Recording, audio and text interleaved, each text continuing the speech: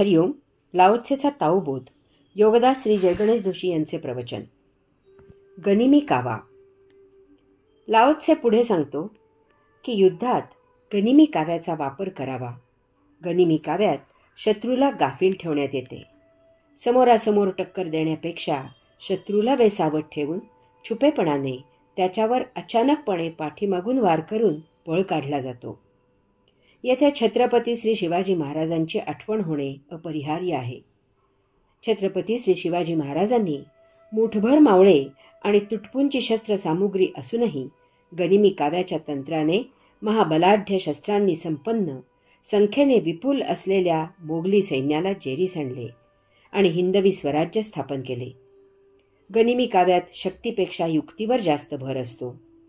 शत्रूला चकवण्यासाठी बैलांच्या शिंगाला पोत बांधून ते पेटवणे, आग्र्याला पेटाऱ्यात बसून यशस्वीपणे सुटका करून घेणे, कधी वेषांतर करून शत्रूला चकवणे, माघार घेतल्यासारखे करून योग्य संधी आली की चढाई करणे इत्यादी महाराजांची रणनीती महाचतुरपणाची होती.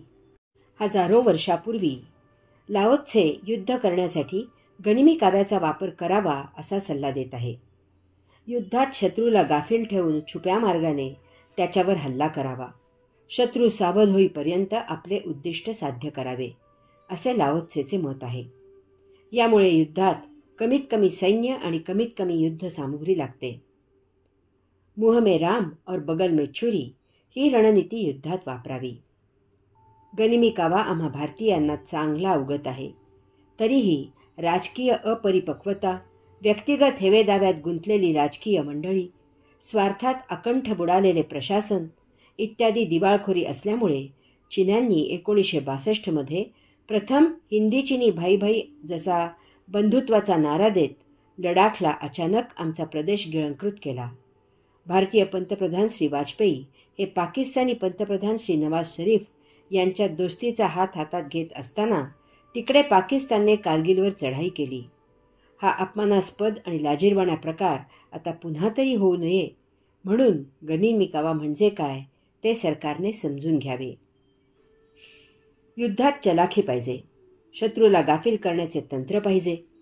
सैनिकांच्या त्वेष आणि राष्ट्रप्रेम उफाळून येण्यासाठी मंत्र पाहिजे. वरवर साळसूद असलेल्याला बहाणा करत युद्धाची तयारी जोमात केली पाहिजे. त्याचे योग्य त्यावेळी योग्य त्या व्यक्तीपुढे योग्य तेवढेच प्रदर्शन केले पाहिजे. ती तयारी पाहून शत्रूला धडकी भरली पाहिजे. त्याला भीती वाटली पाहिजे की दाखवलेली तयारी इतकी आहे तर न दाखवलेली तयारी आणखी किती असेल. संरक्षणाची माहिती अति गोपनीयच असली पाहिजे. तसेच आमच्याकडे जे आहे त्याचा वापर करण्याचे तंत्र आणि धैर्य आमच्याकडे आहे याबद्दल शत्रूला खात्री वाटली पाहिजे. त्यासाठी गृह, संरक्षण, परराष्ट्र, अर्थ यांचे धोरण योग्य पाहिजे. शत्रूबरोबरच देशवासियांनाही देश संरक्षणाबद्दल खात्री असली पाहिजे. म्हणजे नागरिक मोठ्या संख्येने सरकारला सर्वतोपरी सहकार्य देतात. युद्धाचे वेळी हे सहकार्य लाख मोलाचे असते. आत्म्याला आत्मा जोडा. लाओत्से सांगतो की काहीही न करता जग जिंकावे. तुम्ही माणूस मिळवण्यासाठी, जिंकण्यासाठी काहीही कृती केलीत की तेथे व्यवहार असेल किंवा संकोच असेल किंवा नाराजी असेल किंवा नाईलाज असेल, बळजबरी असेल किंवा तडजोड असेल किंवा गरज असेल किंवा असेच काहीतरी असेल, परंतु तेथे मनोमिलन नसेल, तेथे आपुलकी नसेल, तेथे प्रेम नसेल, तेथे खुशी नसेल, तेथे सहजाभाव नसेल. एखाद्याने सक्ती करून एखादी गोष्ट मिळवली की तेथे देणाऱ्याचे शाप असतात. अशी गोष्ट पचत नाही. कारण ती गोष्ट घेऊन येणारा जेव्हा त्या गोष्टीचा उपभोग घेतो तेव्हा त्याला ती देणाऱ्याचा चेहरा आठवतो आणि तो त्या गोष्टीचा आस्वाद मोकळेपणाने घेऊ शकत नाही. दरोडेखोर जेव्हा एखाद्या बाईचा गळा आवळून दागिना घेऊन जातो आणि तो दागिना जेव्हा तो आपल्या बायकोच्या गळ्यात घालतो तेव्हा त्याला तो आवळलेला गळा आठवतो. खून करून लुबाडलेल्या पैशाने जेवताना ते अन्न गोड लागत नाही. कारण खून केलेला मुडदा डोळ्यासमोर उभा राहतो.